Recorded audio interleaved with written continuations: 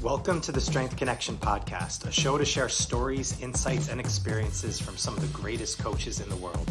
I'm Michael Kurkowski, so grateful for you joining me today. And if you like this episode, please like, share, and subscribe to support the show. All right, let's dive in. Here we go. All right, welcome back to the show, everybody. Jim Laird, good to see you. Welcome back. Good to see you as well. It's great to be here. Thank you for having me back. Absolutely. So how long have you been in Nicaragua now? I moved here last December, so it's like a year, almost a year and a half now. What are we in June? So I guess June would be, what is June 5? Is it the 5th month? So it's almost a year and a half, right? No, Okay. May's the 5th month. So with June is the 6th month, right? 6 month, yep. Yeah, so it's halfway. So it's a year and a half now. So Wow. Okay.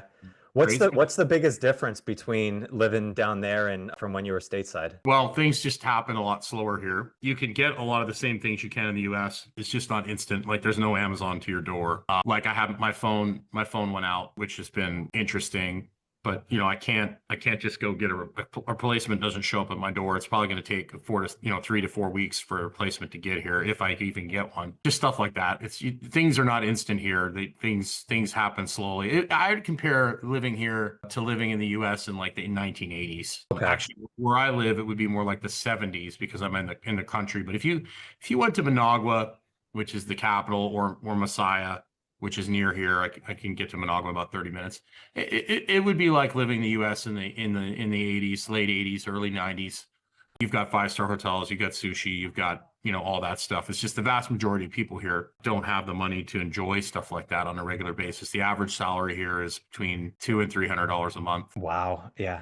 That's gotta be kind of almost nice. It's almost like a forced slowdown from like the hustle and bustle of everything that goes on in the States. It is. That's one of the reasons I moved here. I wanted a little slower pace.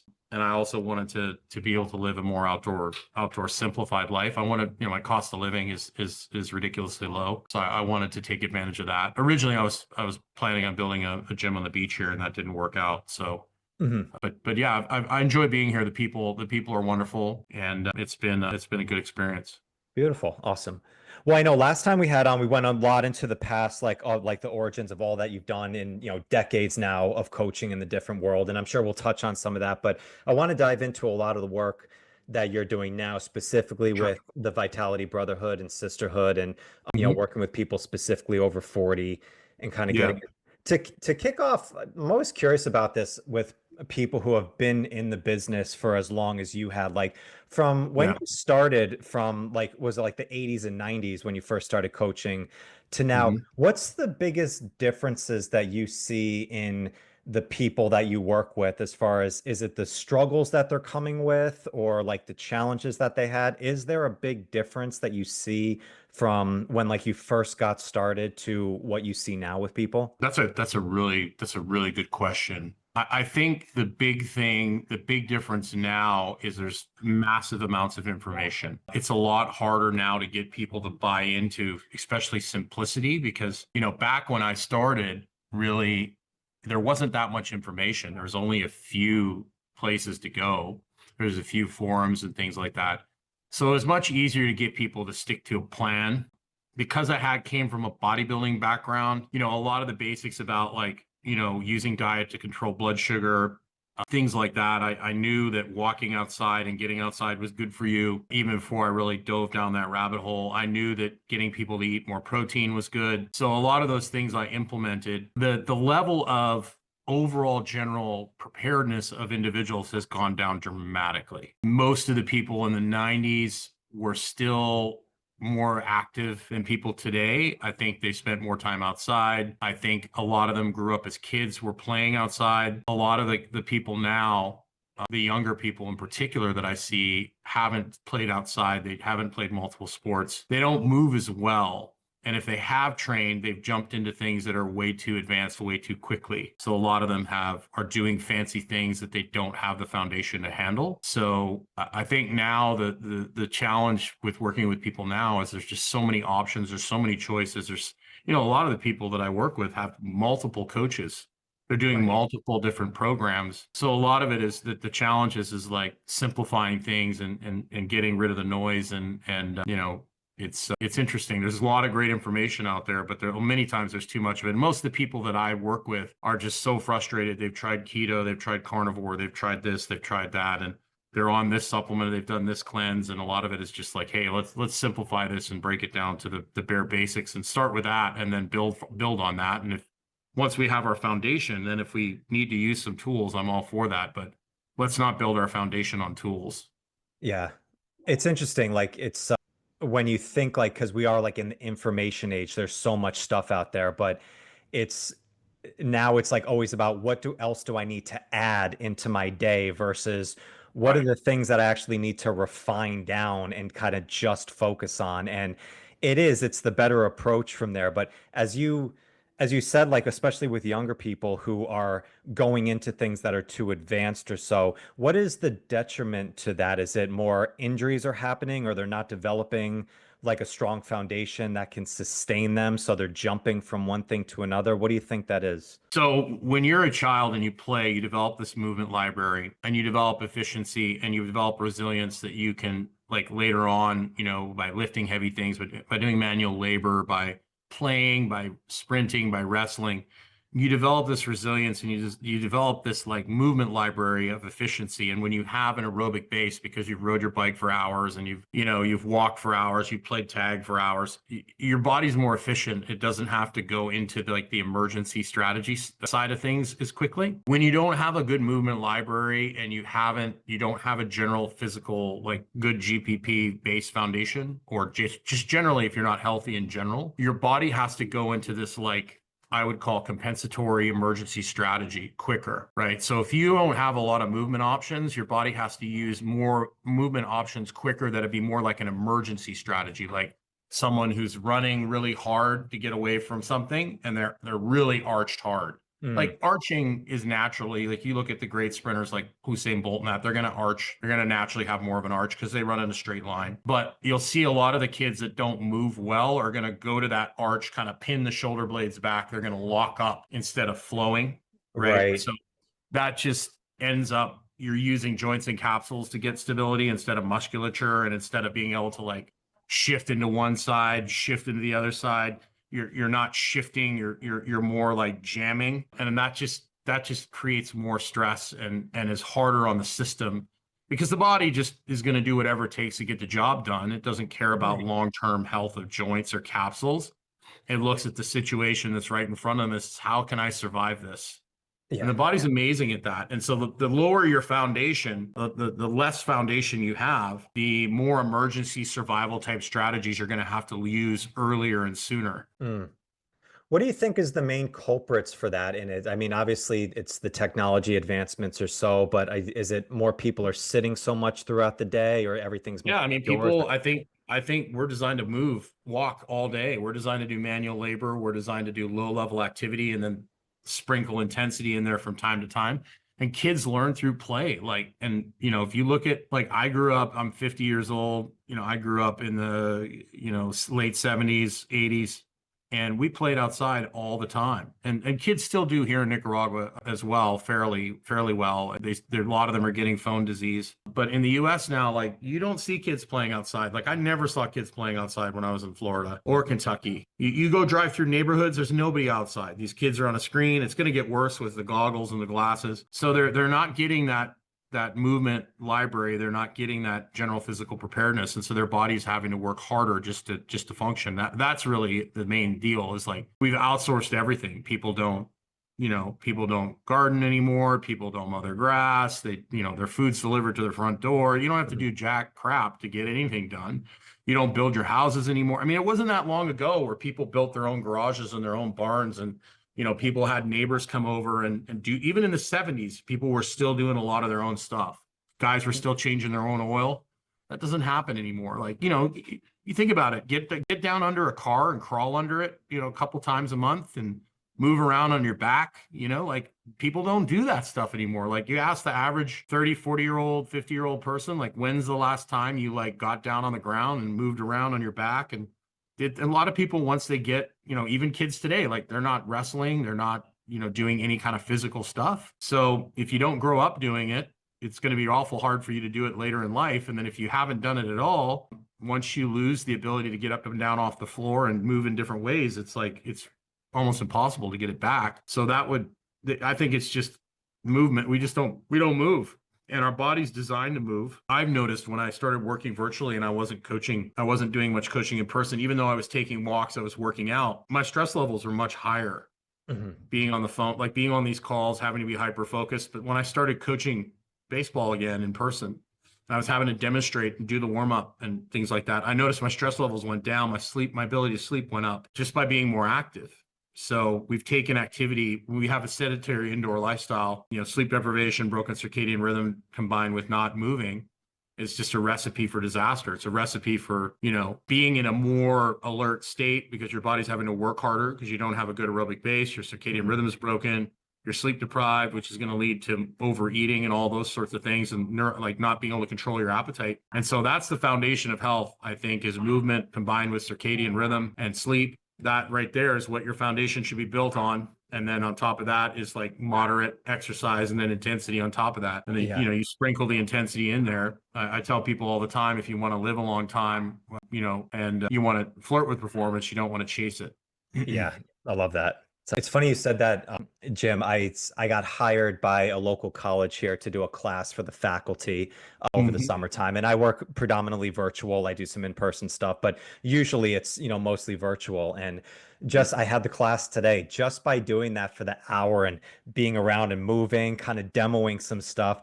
You leave there, posture feels a little bit better. There is just a little bit different energy from just that overall natural movement. And I like what you described there, just having a movement library, just access to this information that you can pull out. And I was going for a walk the other day, and I have a park that's right by me, and there's a bunch of kids that were playing baseball out there, which is cool. It's awesome. Yeah. But there's a huge field right next to that nobody's on. And I just had this memory come in is when I was a kid, we had a baseball field, but there was another field next to that. And anytime there was baseball going on, there was a plethora of us on the other field just screwing around and just playing and moving. No organization. It wasn't like a set appointment time. We were just there. And now it seems like everything is appointment based, or it's like a game time stuff, not just the free for all play of just going out and just moving just for the sake of moving. Everything is timed, and everything is, I get these when I worked with a lot of young kids, adolescents and middle school kids, their heart rates would be ridiculously high because they'd have soccer practice and it was always structured. It was always like being coached. It was always under pressure. So these kids wouldn't have a good aerobic foundation because they were always doing drills. They were always, doing stuff that was being coached instead of having like nice, easy, play at your pace and develop that aerobic base. I don't know if you know who Joe Ken is. Coach Ken was the strength coach for the Panthers. He was at Arizona State, Boise State, great strength coach. And I was talking to him one time about, he's like, he goes, we hire these people at the Panthers and pay them like $100,000, $200,000 to get them to come in and teach leadership and to these players because, we didn't have to do that back when we played because, you handed them a baseball bat and you figured out how to pick teams and then you figured out what the rules were going to be. And then, if one team had one more guy than the other, you figured that out on your own. And if one team was too talented and was killing the other team, then you figured it out. And if you got in a dispute, you got in a fight and you figured that out. And most of the time we didn't need an adult, but sometimes you did. There's none of that going on anymore. The kids are being, before I left Florida, I saw like 5 and 6 year old kids at structured practice. It looked like a college practice with cones. And it's just like, God almighty. So, I think that's a big part of the problem. Yeah, I worked with a great hockey coach, Coach Ron, and he would do a pond hockey league after the season would come in. It was a small ice rink, and I remember he would bring all of the parents out like the first day, and he'd say, "Look, there's no organization here. There's no structure. We're barely keeping score. They just came through an entire season of structure and everything. This is just for them to fuck around and just to enjoy the process of skating. So I don't want to hear any parents barking out orders or like different ideas or they're just out there just to have fun and just to play." And you could see the energy in these kids when they were out there. They were falling all over the place and trying trying different stuff, and it was a blast. And they did that for 6 weeks and just enjoyed Yeah. the process of it. It was so much fun to watch. I try and incorporate games and different chaotic things, not too chaotic into warm-ups, particularly working here in Nicaragua. The baseball season here is very long, pretty much year round. You'll play for one team and then play for another. So I try to incorporate some games and things to get these guys moving in different ways and to get them competing and having fun. I think that's a big part of it. And it's really interesting. Like a bunch of friends of mine that I coach with have now got like, these play-based programs that basically it's like being on a playground. Their parents bring the kids in, they pay to have these kids like climb up and down things and jump over things. To be a kid, like I couldn't imagine having, if you told my parents like, hey, pay us $20 and we're gonna let your kid play. And my parents are like, well, he's already over in the playground climbing everything. He's falling off trees. He's jumping fences. Like now, I always joked that I was gonna like open a farm like in the US, and then I was going to charge people to work on it, because that's basically what working out is. It's like manual labor, right? So we'll be like, hey, this is going to improve your health. It's going to help you lose weight. You're not only going to raise the food, we're going to cook it for you. You got to pay us to work on the farm so you can get in better shape. That's essentially what they're doing in the fitness industry, particularly with children now, which it's fine. It's better than not doing anything, but kids need organic play. I noticed on a lot of the podcasts that they're pushing for children in strength training, which is fine. I think it's appropriate, but we need to play first. Like the strength training should be built on the play foundation, but nobody's talking about getting kids off screens and getting them outside and having them play. There's like, we need to have kids to lift weights. And it's like, we need kids to move and have fun and climb things that, their body is a barbell, so they need to move around. 100%. Yeah. Did you ever read the book, The Last American Man? No, It's I think it's by Elizabeth Gilbert, who wrote Eat, Pray, Love, but it was about a guy who lived out in like the woods in North Carolina, and he bought a bunch of land, and he just completely lived off of the land, like everything from building, shelter to hunting. And people would come and follow him, and he would like charge a thing just to like learn how to live off the land. And like it was a huge thing. Everybody was trying to get out, and it was a huge thing. Yeah, getting back to nature and just the simplicity of it, I think for, the big talk of longevity, lifespan versus health span right now, like so much of it seems is just concentrating on the simple things that get us back into that. I know you do a lot of that with Vitality and both the brotherhood and sisterhood in there, but Sure. it seems like, like we've expanded our knowledge base so much, but now what we really need to do is just refine the wisdom down of what it actually is. Yeah, I agree. It's really interesting this in the longevity space. A lot of the data is based on like rodent models, which I find interesting. Rodents tend to be nocturnal animals, which, isn't not us. But I spent a lot of time around super centenarians, particularly when I was growing up. I was fascinated by history and particularly World War I and II. So I spent a lot of time in like senior citizen homes around people that were 105, 103, 100. One guy was 110. Wow. Like these people are not physically impressive. and the people here that are 90, 95 plus that are still working in the fields here with a machete every day and riding horses and riding motorcycles, they're not physically impressive. They're tiny people. So there's this push to like VO2 max and like train. And yeah, I think you need to have a training base. You need all these things, particularly since we aren't moving enough, every single day where these people are. They're moving every day for their livelihood, right? And people that tend to live that long, they garden, they do those sorts of things. A lot of them may have had some intense experiences when they were younger, like a world war and things like that. But most of them live a pretty stress-free life and do a lot of outdoor activities. So I'm very careful when they start pushing like everybody needs to be, I think it's great to lift weights. It's going to help you look good. It's going to help you perform, bone density, all that kind of stuff. We got to be really careful when we start pushing performance for longevity, because I don't see your world-class athletes living to be ripe old age of 100 years old. Right. Yeah. I just don't like your NFL guys, it'd be interesting to look at gymnasts, wrestlers, track athletes, the life expectancies versus the sports, but generally your high performers burn out a little sooner than your regular folks. What were some of the long levers that you learned from talking to people who were in their hundreds going into like triple digits and, war veterans, like the secret of, that long life? Are there any specific ones that kind of pop out at you? Most of them just were like very content with who they were. They had outdoor hobbies. They had generally had family. They had a good support network. They had family that came and seen them. They generally had some sort of purpose. They felt like they had a purpose in life. Like a lot of them were, either teachers or, a lot of them were farmers. So it's going to be interesting to see what happens with life expectancy. I mean, obviously we have life expectancy going up because the people don't die in birth generally anymore. Right.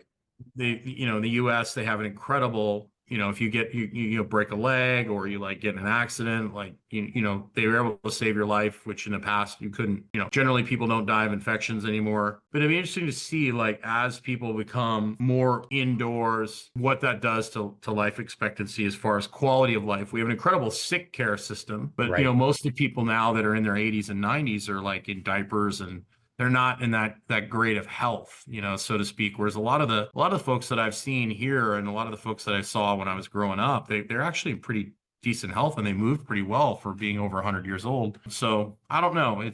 I'm always skeptical when people start, saying everybody needs to do this, everybody needs to do that. And I've generally learned in my career that, there's always going to be two extremes and the answer is generally somewhere in the middle. So I think you do need to challenge yourself. You do need to lift some weights, but I don't think everybody needs to max out their VO2 to live their longest life. I didn't see any super centenarians with super high VO2 maxes or even guys that were super high athletic performers. Most of the guys that I saw that were over 100 years old were just regular Joes. Maybe they went to the war, but they weren't athletes. They weren't pushing performance. They were just regular people, carpenters, farmers. Yeah, that's interesting. Like Yeah, you have a quote there that I love where talking about flirt. You want to flirt with performance. You don't want to marry it. And I yes, think it's because it's contrarian to a lot of messaging that you hear out there of, the optimization culture that we're in right now, where everything is about what's the best way to do something, where right. push harder for it. And if you really do look at the stats, as you just mentioned, yeah, a lot of those top high performers and stuff like that, you don't hear of them living, very well and mobile and fluent into their 80s, 90s, 100s. Like usually that is taking some aspects of your life. Now, maybe if you ask them, maybe they would be willing to give up that time for the work that they did in specific fields. I don't know. It's probably very subjective at that time. Right. I think that's a very important message for people, to look at. And I think it's something that maybe when you get to your 30s, maybe really into your 40s, you start to understand a little bit more because you've gone through some life. You've probably had, your career down. You probably have like some parts of at least building a family at that time. So things are past kind of what you exactly see in the mirror or what you're trying to project out to the world. Well, a lot of it is like, what do you need to do? Like, okay, so I spent like 20 years competing in powerlifting and playing football and wrestling. And, do I need to get any stronger? Do I need to add muscle mass? I mean, I'm 5'10", my body fat percentage is not super low, but it's low enough. It's healthy. It's a percentage that I feel good. I can still see my abs. I'm 240 at 245 at 5'10 at 50. Do I need to gain any more muscle? Probably not. Do I need to do more walking? Yes. Do I need to do more like skipping and maybe a little short sprinting and some medicine ball throws? Probably. That's going and lifting heavy things. I challenge myself maybe once a month with like a decent, hack squat or maybe a trap bar deadlift. And the rest of the time I'm doing Tai Chi and I'm working on rope flowing and I'm working on throwing medicine balls. Mhm. I'm doing my warm-ups at baseball practice and I still move pretty well for a guy my age. So a lot of it's going to depend on who you are. Are you this skinny fat person? And you're probably going to have to push muscle a little harder. Women in particular generally don't carry a lot of muscle. So strength training for them is going to be highly beneficial. So it's like, who are you? What are your goals? And what do you expect? And what do you need? Like, it's like a car. Like, does a top fuel dragster need to get any faster if it's trying to be the fastest? But the thing about a top fuel dragster is it doesn't steer well. It can't steer. It's not Right. very comfortable. It doesn't have AC. So like, if you're a Camry, there's no maintenance, decent performance, but you're not going to be the fastest in the world, but it's going to last a long time. And you're going to have to just do basically the basic oil changes. As soon as you start going up the ladder, Ferraris, Bugattis, Corvettes, things start getting more expensive. Like tires get more expensive, brakes get more expensive. And then when you drive those cars really hard, they break. So it's just, who are you? What are your goals? And if you're a Camry or a Corolla, you're not going to be able to push as hard as a Corvette or a Bugatti. But then again, you're not going to have the wear and tear on the vehicle. You're not going to have you're not going to blow the engine out of a Corolla unless you friggin' drain the oil out of it. Even then, I saw a show where they had a Toyota and they pulled the oil out of it and drove it, and it still works. So like, it's so, when you're a little 4-cylinder engine, you're not going to blow a piston out the side of it. But, if you're a GTR and you're redlining it on doing drifts and stuff, you're probably, the chances of blowing a rod out the side of the engine are probable. Like a lot of people can't run fast enough to hurt themselves, right? Right. So it's all relative. Who are you? What are your goals? What are you trying to accomplish? And then basically going from there, it's like, okay, what do I need to do to basically go in that direction, and then implement that plan, and then see what actually happens? Because we don't know. We have generally an idea of what's going to happen, but we don't, until we actually do it, we don't know the true result of what's going to happen. With the kind of the changes in like how people approach or what they think about it from the time that you've kind of worked in coaching, has the approach of how you coach people changed or evolved over time, of how you kind of work with people now versus maybe some of the things that you've done before? It's definitely different virtually, but I think the biggest thing is you have to be a teacher, and you have to like break it down step by step by step. Okay. Step one, what is your number one thing we need to work on? Do I have somebody who's like super stiff, or they're having pain in every joint? Like we start talking about, okay, what medications are you on? What activities are you used to be a power lifter, you're still powerlifting and you can't move? Have you driven adaptations that have led to a pain result? Are you on a statin drug, which basically increases the likelihood of pain in people?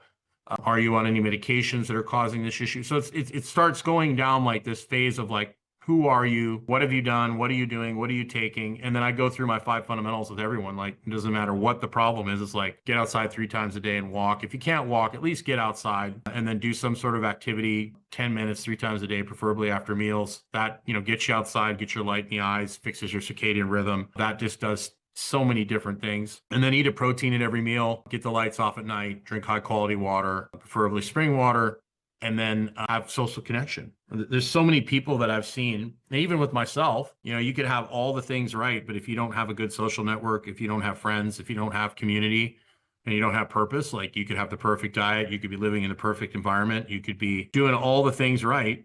Where I got this concept from originally is from a book called The Great Cholesterol Myth. And they talked about a town in Pennsylvania that was like a mining town, and everybody's diets were horrible. And they were like, people smoked, they drank, and they were like, why aren't these people sicker than everyone else? They weren't. But it was the fact they all went to the bars together. They all went out. Everybody, there was nobody lonely in the community. Everybody knew each other. Everybody worked together. All the families hung out. They went to church together. They had activities, and that social connection made up for a lot of the smoking and a lot of the bad eating. And working in mines. Even though they were working in mines, their life expectancy was not any lower than anyone else. So, it's just a matter of like taking a look at people. Okay, what's your foundation look like? Like I have a guy I'm working with right now, I've worked with since December, and he was doing he was a diabetic, and he was doing a diet that actually is supposed to fix diabetes, which is like a keto diet. And turns out he didn't have a gallbladder. So he was getting worse because, he was eating an 80% diet with 80% fat. When you don't have a gallbladder, your gallbladder produces bile. If you can't, or it stores bile. If you can't store bile, you can't digest fat. So he was putting all this fat into his system, which he couldn't absorb or digest. He was having diabetes, having eye problems. And guess what? If you can't absorb fat, you can't absorb vitamin A. I'm obviously not a doctor, but when you put a ton of something in the system and you don't have the ability to absorb it, it's going to cause massive inflammation in your body. So we got him on lean meats, like a vertical style diet, root vegetables, put him on a digestive support, and got him walking outside, got him away from the screens, like taking breaks from screens. He worked on the computer all day, getting some blue blocking glasses. And all of a sudden, 5 months later now, he's not diabetic anymore. And, his eye pressure is way down. Doctor was actually shocked. And so that's what happens when you focus on your wellness and not focus on the illness. And so, it doesn't matter what it is. We're going to look at those fundamentals. Like, are you on birth, are you trying to lose weight? Are you on birth control? A lot of women, they get on birth control or an antidepressant and they start gaining weight and they start training harder. Are you trying to drive with your emergency brake on? Well, you might, I've had, dozens of, if not countless women over the years that, switched their birth control and all of a sudden they lost body fat, right? Medications, people in pain on statin drugs. I'm not a doctor, so I don't tell them what to do. I just give them a book. Yep. Give them the Great Cholesterol Myth. Here, read it. Oh, one of the number one side effects of a statin drug, low libido and pain. And they go to their doctor and, hey, do I really need to be on this? Like, I'm hurting all the time. And all of a sudden they come off it and the pain goes away within a week or two. Yeah. The majority of the people that I had, working with over the years, over 50 that were in pain, were on a statin drug. And once they got off it, it went away. Are you on a sleep medication? Okay, you're not sleeping. We got to figure out how to get you sleeping. We got to get you outside. So a lot of it is just playing detective and just figuring out, and a lot of times the things that people are doing, they think are helping them, particularly women. They don't handle intermittent fasting very well. I found that. So you'll have these women that intermittent fast for a while, and then all of a sudden it doesn't work for them anymore. And all of a sudden they start going the other direction. Why is that? Why is it more difficult for women? It's a lot harder on their hormones. Like, women's hormonal systems are just not set up as to be as robust. They're a little more sensitive. Mm-hmm. And so there's actually a lady, if you search it, she was on Huberman. She was on another couple, a researcher that studies women and the women don't do well fasted long term, particularly if they're under a lot of stress. In the morning, I've found that people do better fasting at the end of the day and front loading, because generally that, getting some protein and fat in you in the morning helps with leptin, helps reset the system. Yep. So I've found that people that burn themselves out and you're in a bad place, they need a nice big breakfast, a moderate lunch, and a lighter dinner. I've seen that people, generally speaking, there are exceptions, but people tend to seem to do better if they fast on the back end. That's what I've experienced. Probably for sleep quality as well. Yeah, absolutely. And generally you want to eat when the sun's up, right? And so, I've seen, and generally people don't do well on a low carb diet when they're under a lot of stress, because one of the things that when you're fasting or you're on a low carb diet is your body is using cortisol to help regulate blood sugar. And so if you're already under using cortisol a ton because you're stressed, and then you introduce fasting on top of that or keto, it just tends to burn people out. So one of the nice things about carbohydrates is that it does combat cortisol and helps you relax. So having a little bit of carbs at each meal can dramatically help manage stress. And I've seen people that are, hard charging people generally don't do good on a keto diet and generally don't do good fasting, particularly over the long term. Now, if people want to fast, I tell them to try to fast at the end of the day, or, on a Sunday or something when it's a chill day. You're walking, you're doing some Tai Chi, you're not blasting around town. And, it also leads to a lot of overeating for a lot of people, because they run around like a chicken with their head cut off during the day and they're all frantic and they forget to eat. And all of a sudden it's 5 o'clock and they gotta slam down 2,000 calories or 1,500 calories. And they just, start binge eating everything they can see. So that happens a lot. Or they end up eating way too late and then they can't sleep, Yeah, I want to elaborate a little bit more with the 5 fundamentals. I'm going to repeat them here, and then I have some questions. Sure. So there's walk 3 times a day, protein, fistful of protein at every meal, lights off at night, quality water, and then have a social connection. In the work that you've seen, Jim, do you think there is any hierarchy of importance if somebody is going to get the first one in to kind of work with or so, or is it more I think the circadian rhythm part, the sleep part is fundamental. If you don't sleep well, if you're not getting outside, so circadian rhythm manages appetite. You look at the GLP thing, your body produces GLPs naturally. Okay. What disrupts GLP regulation and production? Stress, lack of sleep, broken circadian rhythm. So we've got a ton of people that don't go outside in the morning. They don't go outside all day. They're on a screen. They can't sleep. They're sleep deprived. And so all of a sudden your regulation of appetite goes out the window. And then we got this endless supply of tasty, refined food that people can't stop eating. And then all of a sudden you have no impulse control. You're in more of your reptilian brain when you're sleep deprived. So you start making dumb choices, and then you start trying to you're revved up all the time and you're in this over rev state. It's well, I'm going to have a couple beers at night. It's going to help me relax. Right. So you fall into this pit of sleep deprivation where it's overeating, dumb choices. And then you start medicating yourself, whether it's, alcohol, marijuana, whatever it is, to try and get yourself to relax. And then you fall into that tired but wired cycle. Yep. So I found that the best way to break that is get outside first thing in the morning, get up, move around a little bit, get out, get the light in your eyes, move around, go for a walk, and walking in more of a relaxed state, like tongue in the roof of your mouth, breathing through your nose. If people do that for 10 minutes, 3 times a day, it's life-changing. And it's amazing. I've got people that are like playing tennis hours a week, like older ladies, over 40, 50. They're like, I don't understand. I'm gaining weight in my belly, but I'm playing like 2 hours of tennis every other day. And I tell them, like, just go for a walk, put the tongue in the roof of your mouth, breathe through your nose. And a lot of them have Oura rings, which is great because then I can see what it's actually doing to their body. And a lot of these women are really busy. They've got a lot of things going on. And so they don't have a lot of rest and restorative time during the day. And then we add those 3 10-minute walks, and it's not, exercise. It's just observing and relaxing, look at the birds, breathe. And I know it sounds real like woo woo. All of a sudden they start having more restorative time during the day. All of a sudden their sleep starts getting better. Their deep sleep goes up. All of a sudden their resting heart rate comes down. Their respiratory rate comes down. They get more into rest and digest. All of a sudden they start digesting their food better. So I think the getting outside part is the foundation of everything. And you build on that. That's the one. I'm like, if you can't walk, just get out there and sit. I had one lady that I'm working with. She can't walk very far. She bought a little folding chair and she walks like 1 minute and she puts it down and sits until she can, go up and go again. She's built herself up to walking for 10 minutes. And a lot of people too, they'll power walk there. Just Right.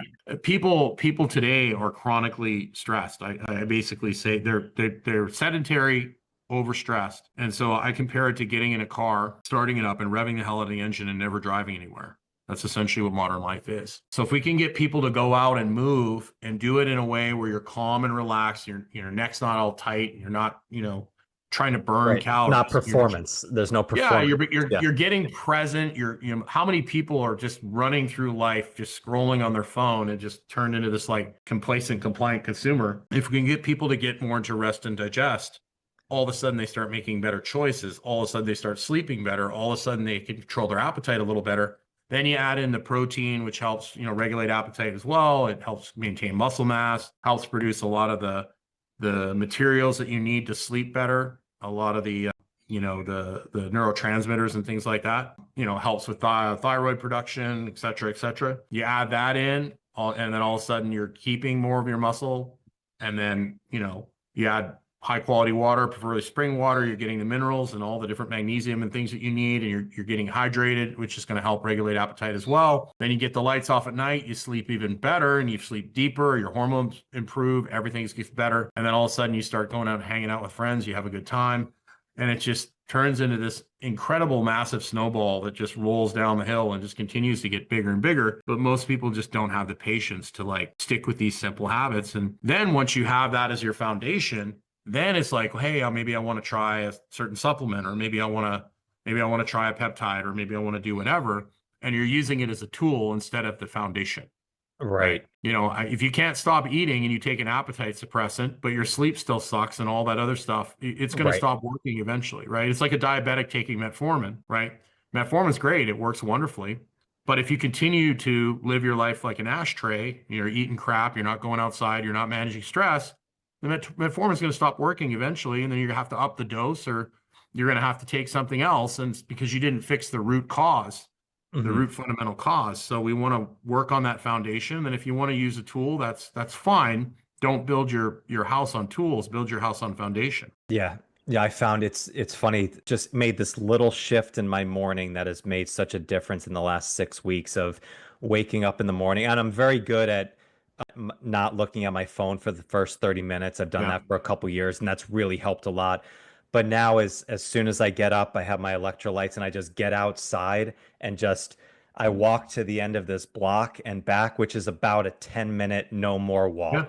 And just that 10-minute change up, I feel such a difference cognitively in the first half of my day of getting in, like up till noon, like everything is just so streamlined just from that little 10-minute shift of getting outside from there. So I know exactly what you're talking about. Well, people don't understand that light in your eyes. It sets your hormones, your thyroid, everything is managed by the light. And most people don't ever go outside. They don't ever get any sun. They're living under fake lights all day, and people roll their eyes. But man, that sun sets everything. Every cell in your body is managed by the sun, Yeah. and so you need to get outside and you need to get your eyes in the light.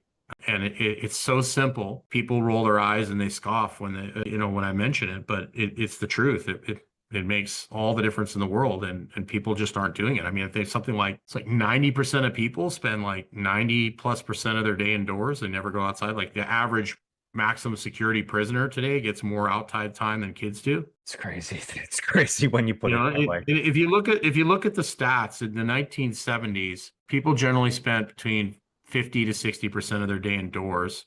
And they still had incandescent bulbs that had red in it. So the bulbs today, the LEDs, just have blue.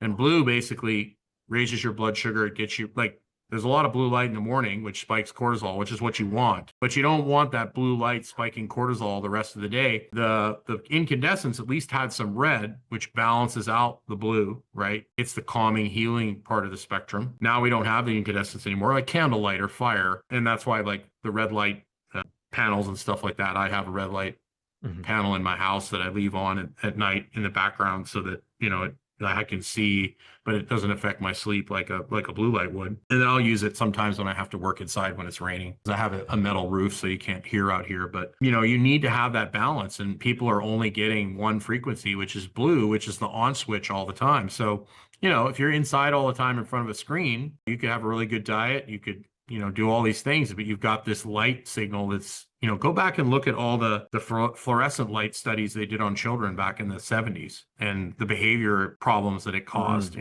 And so there's a great book by John Ott, who's a time-lapse photographer for Disney, and he discovered flowers bloom based on light from the sun, like certain frequencies of light. Animals reproduce at certain frequencies, and he studied in humans what happens when you put humans under different light frequencies. It's very powerful, and a lot of people just don't even think about it. They're like, it can't be that big a deal. It's a really big deal. Yeah. With the 5 in there, is there one that seems very easy for people to adopt and versus one that seems like it's really challenging for the majority of people to get for into? women, the protein's a problem. They have a hard time with it. And I tell them all the time, I'm like, look, you don't have to be perfect. Like, just get some protein at every meal. If you haven't eaten any, start with 1 or 2 lunch meat, like, Applegate Farms or something. Start with a couple slices, add a little chicken at each meal. You don't have to go from like eating 10, 20 grams of protein, which I see all the time, to eating 130 grams of protein in one day. That's not going to work. Just work your way up. And if you're not doing any really aggressive strength training, if you can get close to your body weight in protein, you're going to be fine. It's just, I see most women are like 20, 30 grams a day if they're lucky. Yeah. And it's, majority of it is, just carbohydrates and not a lot of protein. So a lot of liquid calories too. So that protein for women tends to be a little bit of a struggle. I think the social connection is can be a lot of struggle. I see a lot of women, particularly as they're getting a little older, and maybe some of them have decided not to have families. They kind of struggle with that. And because our world is so connected but disconnected, there's a lot of people that as they get older, they don't have those networks. I know for me, being here in Nicaragua, working virtually, that was very tough because I didn't have a lot of personal interaction. Plus, I don't speak the language well. So that's a big challenge for me. The water one, people will tend to like scoff at the price, but then they'll go out and buy like 6 cocktails at Ruth Chris or whatever. But they'll be like, oh, this bottle of water at Mountain Valley, it's $2.49 a bottle. That's expensive, but I just dropped $15 on $15 per cocktail, on a Friday night out with my friends, so, or I just dropped, $75 on a bottle of wine. Yeah. It's the social one is so interesting. I think Arthur Brooks was talking about that, where like online profiles and stuff with everybody that most people are connecting with. It's like a storefront. It's just a bunch of storefronts, but there's no actual store that you're going into. That's the depth of a relationship where you're actually sitting down and working with it. So I can see that specifically in the times that we have. But no, I think this is great. Jim, you're the best, man. I really love talking to you. I love the work that you're doing and everything that you're aiming for with Vitality. So I really appreciate you jumping on today. Yeah, no problem. If people want to check it out, you can go to my free groups, Vitality Brotherhood, Vitality Sisterhood. I generally end up working with hard charging people that have tried a lot of different things. And some of them have worked with coaches and just haven't seen success. I've worked in a medical practice for the last 3 years, bringing group coaching into the medical practice. So I've seen, and I've been doing this for like 30 years. I've seen all sorts of things.